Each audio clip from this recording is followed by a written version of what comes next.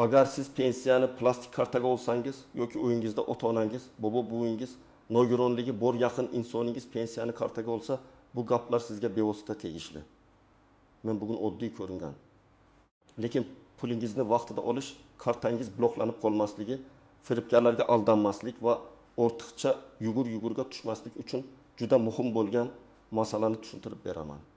Bu ma'lumotni bilmagan odam bir kuni pensiyasi tushmay qolganini, karta ishlamayotganini yoki pulidan ayrilganini ko'rib qolishi mumkin. Shuning uchun videoni oxirigacha ko'ring. Hozirning o'zida kanalga obuna bo'ling. Like bosib qo'ying. Chunki men bu kanalda oddiy odamlar uchun eng kerakli moliyaviy, huquqiy va ijtimoiy masalalarni sodda tilda tushuntirib boraman. Oldin ko'pchilik pensiyani naqd shaklda olardi. Mahalla bo'yicha yoki pochta orqali pul yetkazib berilardi. Pensioner uyida kutib o'tirardi. Tegishli ro'yxat asosida pensiya berilardi. Bunda bir tomondan qulaylik bor edi.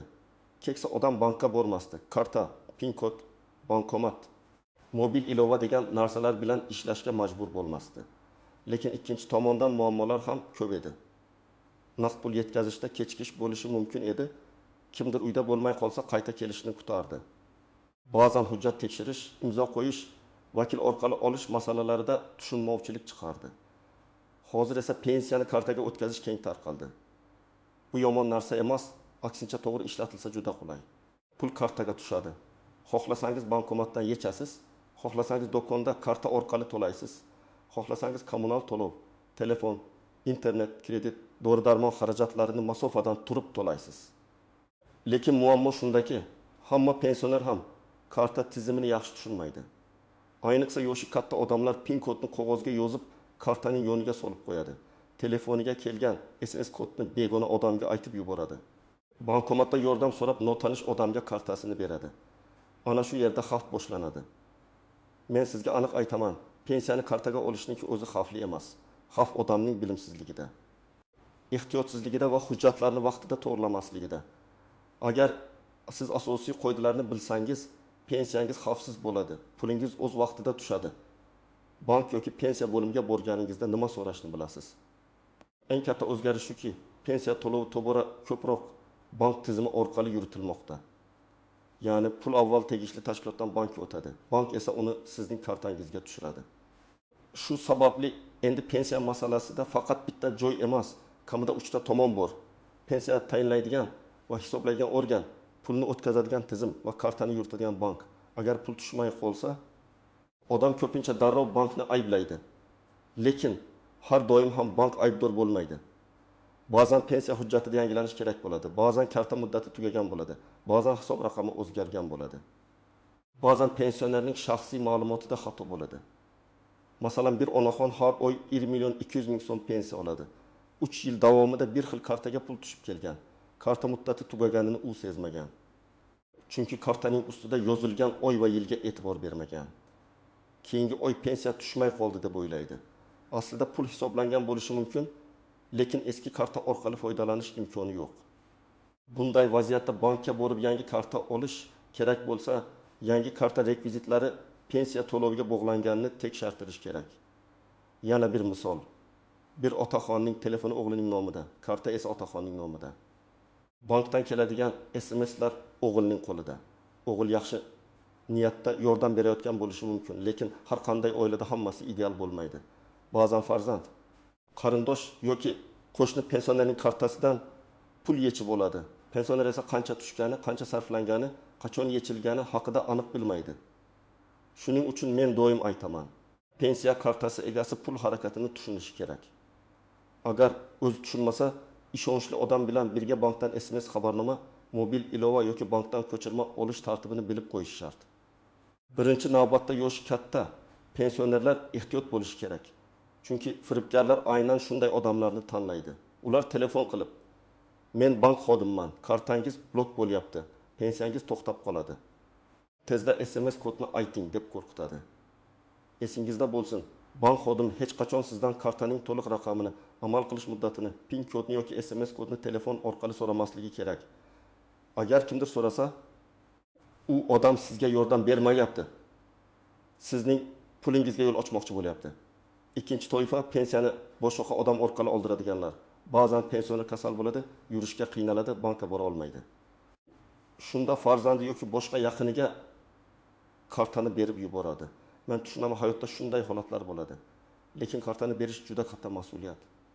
Agar har oy 20 million 500 ming so'm tushsa va yaqin insoningiz 500 ming so'mini yechib olib 20 millionini olib kelsa, siz buni bilmasligingiz mumkin. Shuning uchun ishonchnoma, bankdagi qo'shimcha xizmatlar, SMS xabarnoma, pul yechilganini nazorat qilish juda muhim. Uchinchi toifa, nogironligi bor shaxslar va parvarishga muhtoj insonlar. Ular uchun pensiya yoki nafaqa hayotiy zarur pul bo'lishi mumkin. Dori muolaja, yo'l xarajati, oziq-ovqat. Kommunal to'lovlar aynan shu puldan qoplanadi. Agar karta bloklansa yoki pul kechiksa, bu oddiy noqulaylik emas, real muammo bo'ladi. Shuning uchun bunday oilalarda hujjatlar oldindan tartibga solinishi, karta muddati, telefon raqami, bank rekvizitlari, ishonchli vakil masalasi aniq bo'lishi kerak. 4-toifa, bir nechta to'lov oladiganlar. Masalan, odam yoshga doir pensiya oladi. Qo'shimcha kompensatsiya oladi yoki nogironlik bo'yicha to'lov ham bor. Ba'zan odam bitta pul tushdi, ikkinchisi tushmadi deb xavotirlanadi. Bunday paytda har bir to'lovning alohida sanasi, manbasi va hisoblanish tartibi bo'lishi mumkinligini tushunish kerak. Bank faqat kelgan pulni ko'rsatadi. Nima uchun hisoblanmagani yoki nega kamaygani masalasini esa tegishli pensiya bo'limidan aniqlash kerak bo'ladi. Agar sizning kartangiz faol bo'lsa, muddati tugamagan bo'lsa, telefon raqamingiz o'zingizda bo'lsa, har oy pul tushayotganini tekshirib borsangiz, hujjatlaringizda o'zgarish bo'lmagan bo'lsa, ortiqcha vahima qilish shart emas. Pensiyani kartaga olish odatda qulay va xavfsiz. Siz faqat nazoratni qo'ldan bermasligingiz kerak. Masalan, siz har oy insonasi atrofida pensiya olasiz. Odatda 20 million 800 ming so'm tushadi. Siz SMS orqali bildirishni olasiz. Bankomatdan faqat kerakli qismini yechasiz, qolganini kartada saqlaysiz. Karta pin kodingizni hech kimga aytmaysiz. Bunday holatda siz to'g'ri yo'ldasiz. Lekin baribir yiliga kamida bir marta bankka borib karta muddati, telefon raqami va xizmatlar faol ekanini tekshirtirib qo'yish foydadan xoli emas. Yana bir misol. Siz pensiyani kartaga olasiz, lekin naqd pul kerak bo'lganda bankomatdan yechasiz. Har safar hammasini birdan yechmaysiz. Bu ham to'g'ri yondashuv. Chunki uyda katta miqdorda naqd pul saqlash ham xavfli. Ayniqsa yolg'iz yashaydigan pensionerlar uchun. Karta orqali to'lov qilishni o'rgansangiz, do'konda, dorixonada, kommunal xizmatlarda ortiqcha naqd pul ko'tarib yurishga hojat qolmaydi. Birinchi muammo karta muddati tugashi. Kartaning old tomonida oy va yil yozilgan bo'ladi. Masalan, 07-25 deb yozilgan bo'lsa, bu karta 2025 yil iyul oyigacha amal qiladi degani. Muddat tugasa, karta orqali to'lov qilish yoki bankomatdan pul yechish qiyinlashadi. Shuning uchun muddat tugashidan oldin bankka murojaat qilib yangi karta olish kerak. Yangi karta chiqqanidan keyin pensiya aynan shu hisobga tushishini tekshirdirish muhim. Ikkinchi muammo pin kodni unutish yoki noto'g'ri kiritish. Bankomatda pin kodni bir necha marta noto'g'ri tarsangiz, karta vaqtincha bloklanishi mumkin. Bunday vaziyatda vahima qilmang. Bankning rasmiy aloqa markaziga qo'ng'iroq qiling yoki pasport bilan bank filialiga boring. Lekin hech qachon bankomat yonida turgan notanish odamdan karta pin kodini terib berishni so'ramang. Uchinchi muammo, SMS kodni aytib yuborish. Hozir firibgarlar juda ustamon. Ular kartangizga pensiya tushmay qoladi. Qayta ro'yxatdan o'tkazyapmiz, sizga yordam puli chiqdi. Kartangizni tasdiqlash kerak deydi. Keyin telefoningizga kelgan kodni so'raydi. Men buni juda qattiq ogohlantiraman. SMS kod bu sizning elektron imzoingizga o'xshaydi. Kodni aytsangiz, firibgar pulingizni boshqa hisobga o'tkazishi mumkin. 4-muammo, karta egasi vafot etganda yoki uzoq muddat ishlatilmaganda yuzaga keladigan holatlar. Bu nozik masala, lekin aytish kerak. Agar pensioner vafot etsa, yaqinlari uning kartasidan keyingi tushgan pullarni yechib ishlatishi mumkin deb o'ylamasligi kerak. Bu keyinchalik katta muammoga olib keladi.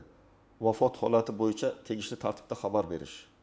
Hujjatlarni rasmiylashtirish, ortiqcha to'langan summa bo'lsa, qonuniy tartibda hal qilish kerak.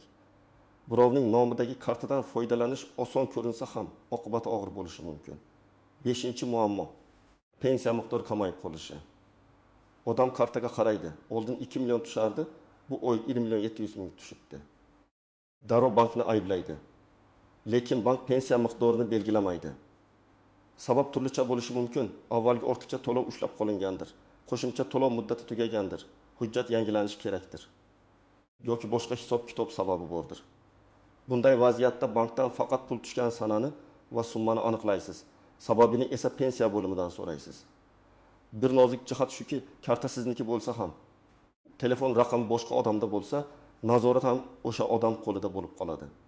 Men ko'p oilalarda shuni ko'raman. Pensionerning kartasi bor, lekin mobil ilova farzandining telefonida. Bu farzand halol bo'lsa, muammo yo'qdek tuyuladi.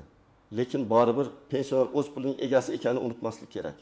Eng to'g'ri yo'l pensioner o'zi tushunadigan darajada SMS xabarnomani ko'rib turishi yoki kamida har oy bankdan ko'chirma olib, qancha pul tushgani va qancha yechilgani bilib bo'lishidir. Ikkinchi nozik jihat ishonchnoma bilan bog'liq. Agar pensioner o'zi bo'ra olmasa, yaqin insoniga rasmiy ishonchnoma berishi mumkin. Lekin ishonchnomaning muddati, vakolat doirasi, aynan qaysi ishlarni bajarish mumkinligi aniq bo'lishi kerak. Shunchaki kartani berib yuborish bilan rasmiy vakillik boshqa narsa. Bank yoki davlat organi rasmiy hujjat talab qilsa, men farzandiman degan gap yetarli bo'lmasligi mumkin. Uchinchi nozik jihat bankomat komissiyasi va limitlar. Ba'zi hollarda boshqa bankomatidan pul yechilganda komissiya olinishi mumkin. Masalan, siz 20 million so'm yechmoqchisiz, lekin bankomat ma'lum foiz ushlab qoladi. Pensioner buni sezmay qolishi mumkin. Shuning uchun o'z bankingiz bankomatidan foydalanish. Pul yechishdan oldin ekrandagi komissiya haqidagi yozuvni o'qish kerak. Agar tushunmasangiz, bank filialiga kirib xodimdan tushuntirish so'rang. Lekin PIN kodini aytmang. 4-nozik jihat qarzdorlik va avtomatik yechimlar. Agar pensionerning bankda kredit qarzi, ijro hujjati yoki boshqa majburiy undiruvlari bo'lsa, kartaga tushgan puldan ushlab qolish masalasi paydo bo'lishi mumkin. Har bir holat alohida tartibda ko'riladi.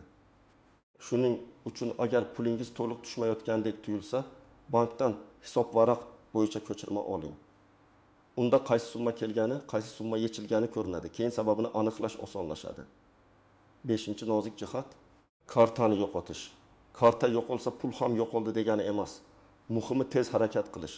Darhol bankning rasmiy raqamiga qo'ng'iroq qilib kartani bloklatish kerak. Keyin pasport bilan bankka borib yangi karta chiqarasiz. Agar PIN kod kartaning yonida yozilgan bo'lsa, xavf juda katta. Shuning uchun PIN kodni hech qachon karta bilan bir joyda saqlamang. Uni yodlab oling yoki begona odam tushunmaydigan xavfsiz usulda saqlang. Endi men sizga aniq nima qilish kerakligini bosqichma-bosqich aytaman. Birinchi ish, kartangizni qo'lingizga oling va uning amal qilish muddatini tekshiring. Oy va yilga qarang. Agar muddat yaqinlashgan bo'lsa, oxirgi oyga qoldirmang. Bankka ertaroq boring. Pasport yoki shaxsni tasdiqlovchi hujjatni olib boring. Agar bank qo'shimcha hujjat so'rasa, xotirjamlik bilan aniqlashtiring. Ikkinchi ish, kartaga ulangan telefon raqamini tekshiring. Bu raqam hozir ishlaydimi? Sim karta sizning qo'lingizdami? SMSlar keladimi? Agar eski raqam yo'qolgan bo'lsa yoki boshqa odam ishlatayotgan bo'lsa, bankka borib raqamni yangilang. Chunki SMS kod va xabarnomalar noto'g'ri odamga ketsa, bu pul xavfsizligiga bevosita tahdid. Uchinchi ish, bankdan hisob varaq ko'chirmasini olishni o'rganing. Har oy shart emas, lekin vaqti bilan ko'chirma olib tursangiz, pul harakatini nazorat qilasiz. Unda pensiya qachon tushgani, qancha tushgani, qayerda yechilgani, qaysi to'lov qilingani ko'rinadi. Agar siz o'zingiz o'qiy olmasangiz, ishonchli odam bilan birga ko'ring. Lekin hujjat va kodlarni begona odamga bermang. 4-ish, pensiya bo'limidagi ma'lumotlaringiz to'g'riligini tekshiring. Familiya, ism, otasining ismi, pasport ma'lumoti, yashash manzili, bank rekvizitlari o'zgargan bo'lsa, vaqtida xabar bering.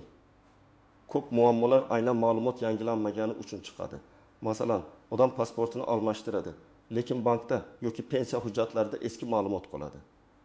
Keyin to'lovda tekshiruv bo'lganda mos kelmaslik paydo bo'ladi. 5-ish, agar siz pensionerning farzandi bo'lsangiz, ota-onangizga karta xavfsizligini tushuntiring. Ularni qo'ymang, ustidan kulmang. Yosh katta odamlar bank tizimini bilmasligi tabiiy. Siz ularga 3 ta oddiy qoidalarni yodlating. PIN kodni hech kimga aytmaslik, SMS kodni hech kimga aytmaslik, notanish odamga kartani bermaslik. Shu 3 ta qoida ko'p falokatning oldini oladi. 6-ish, agar pensioner yurishga qiynalsa, rasmiy yo'lni tanlang.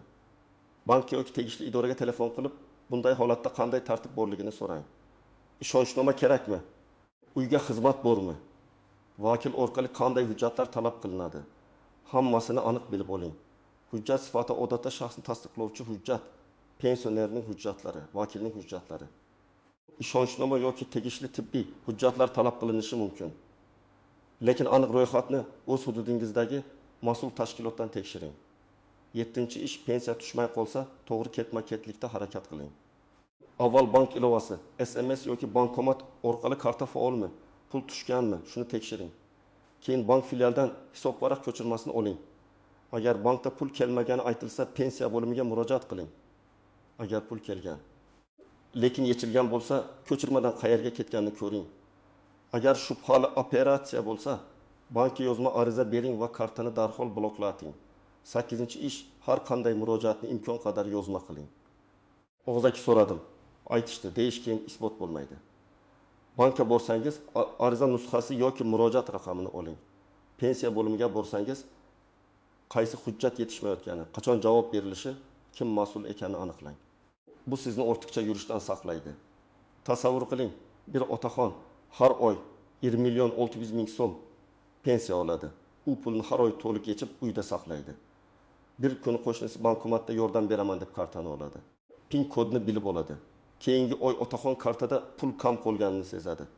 Bunday vaziyatda isbotlash qiyin bo'lishi mumkin. Chunki karta va pin kodni o'zi bergan. Shuning uchun yordam kerak bo'lsa, bank filialidagi rasmiy xodimdan so'rang. Bankomat yonidagi tasodifiy odamdan emas. Yana bir vaziyat. Onaxonning pensiyasi 1.300.000 so'm. Unga telefon qilib, yangi yordam puli chiqdi. Kartangizni ro'yxatdan o'tkazamiz, deyishadi. Onaxon ishonib SMS kodini aytadi. Bir necha daqiqada kartadagi pul boshqa joyga o'tib ketadi. Keyin bankka boradi, lekin pulni qaytarish doim ham oson emas, chunki operatsiya kod bilan tasdiqlangan bo'ladi. Demak, eng yaxshi himoya bu keyin yugurish emas, oldindan kodni bermaslik. Yana bir misol. Bir pensioner kartasining muddati tugaganini bilmaydi. Pensiya kuni keladi, bankomat kartani qaytaradi yoki operatsiyani bajarmaydi. U pensiyam to'xtadi deb qo'rqadi. Aslida muammo pensiyada emas, kartada bo'lishi mumkin. Bankka pasport bilan borib, yangi karta oladi. Shundan keyin puldan foydalanish tiklanadi. Agar kerak bo'lsa, bank xodimidan pensiya qaysi hisobga tushayotganini tekshirtiradi. Yana bir holat. Pensionerning farzandi har oy kartadan pul yechib beradi. Dastlab hammasi joyida. Keyin farzand o'zining qarzlari sababli onasining pensiyasidan o'z-o'zidan ishlata boshlaydi. Onaxon esa aniq hisob qilmaydi. 1 yil o'tgach katta summa yo'qolgan bo'ladi. Bunday ochiq holatlarning oldini olish uchun oilada ham moliyaviy shaffoflik bo'lishi kerak. Har oy qancha tushdi, qancha ichildi, nimaga sarflandi yozib boring. Bu ishonchsizlik emas, tartib. Yana bir vaziyat. Pensioner bankdan kredit olgan yoki kafil bo'lgan. Keyin pensiya kartasiga pul tushganda ma'lum summa ushlab qolinadi. Odam buni tushunmay pensiyam kamaydi deb o'ylaydi. Bunday paytda hissiyot bilan emas, hujjat bilan gaplashish kerak. Bankdan ko'chirma oling, kredit shartnomasini ko'ring. Ushlab qolish asosi bormi? Tekshiring. Agar noqonuniy deb hisoblasangiz, yozma e'tiroz bilan murojaat qiling. Men juda muhim bir narsani ta'kidlayman. Kartani sotish, birovga berib qo'yish, nomingizdagi kartadan boshqa odam doimiy foydalanishiga ruxsat berish xavfli. Ba'zi odamlar kartamda pul yo'q, ishlataver deydi. Keyin o'sha karta orqali shubhali pul aylanadi. Qarz, firibgarlik yoki boshqa muammo chiqadi. Karta nomingizda bo'lsa, mas'uliyat ham sizga kelishi mumkin. Pensiya kartasi esa yanada ehtiyot bo'lishni talab qiladi. Chunki u sizning asosiy daromad manbangiz. Yana bir ogohlantirish, ijtimoiy tarmoqlardagi har qanday xabarga ishonmang. Pensiya kartasini yangilamaganlarning puli kuyadi. Bugun oxirgi kun. Hamma pensioner mana bu havola orqali ro'yxatdan o'tsin degan xabarlar ko'p tarqaladi. Rasmiy manbani tekshirmasdan havolaga kirmang. Karta ma'lumotini kiritmang. Rasmiy ma'lumotni bankning rasmiy sayti, rasmiy telefon raqami, pensiya bo'limi yoki davlat xizmatlari orqali tekshiring. Agar sizga bank xodimiman deb qo'ng'iroq qilishsa, suhbatni cho'zish shart emas. Men bank filialiga o'zim borib aniqlayman deng va telefonni qo'ying. Haqiqiy masala bo'lsa, bankka borganingizda hal bo'ladi. Firibgar esa aynan telefon orqali sizni shoshiltiradi, qo'rqitadi. Hozir aytmasangiz pulingiz yo'qoladi deydi. Shoshiltirish firibgarning eng katta quroli. Birinchi daqiqalarda eng muhim ish kartani bloklatish. Bankning rasmiy raqamiga qo'ng'iroq qiling yoki ilova orqali blok qiling. Keyin bankka boring va shubhali operatsiya bo'yicha ariza yozing. Operatsiya sanasi, vaqti, summasi, qanday vaziyat bo'lgani, kim qo'ng'iroq qilgani, qaysi raqamdan qo'ng'iroq bo'lgani hammasini yozing. Agar SMS'lar bo'lsa o'chirmang. Telefon raqamini, xabarlarni, cheklarni saqlang. Keyin zarur bo'lsa huquqni muhofaza qiluvchi organlarga ham murojaat qiling. Men bilaman, ko'pchilik uyaladi yoki baribir topilmaydi deb o'ylaydi. Lekin murojaat qilmasangiz umuman imkoniyat bo'lmaydi. Bundan tashqari, sizning murojaatingiz boshqa odamlarni ham himoya qilishga yordam berishi mumkin. Bugun men sizga pensiyani karta olishda eng muhim narsalarni tushuntirdim.